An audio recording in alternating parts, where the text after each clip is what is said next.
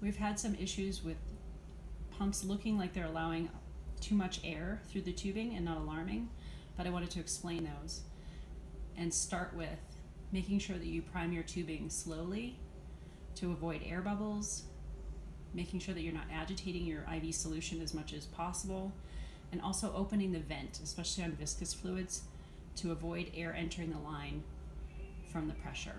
So the first error that we've had is where it looks like a large volume of air has gotten past the inline sensor. Now keep in mind that that sensor is right about here. It will also allow about 3.5 inches worth of air in your tubing before it alarms.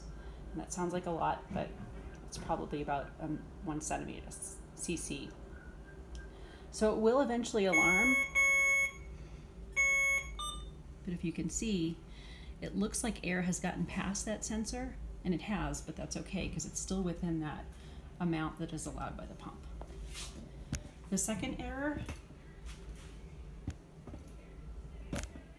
is related to people pressing restart when they have air in their tubing. The tubing assumes, and the sensor assumes, that you've gotten the air out of the tubing before you press restart. So it will allow you to keep pressing restart. The result will be that you end up with large volumes of air in your tubing and can result in like a striping. And you see what I just did there? It alarmed to tell me that there was too much air in the tubing, and I just hit restart to override it. And if I keep doing that, what I end up with is tubing that looks like this, with large quantities of air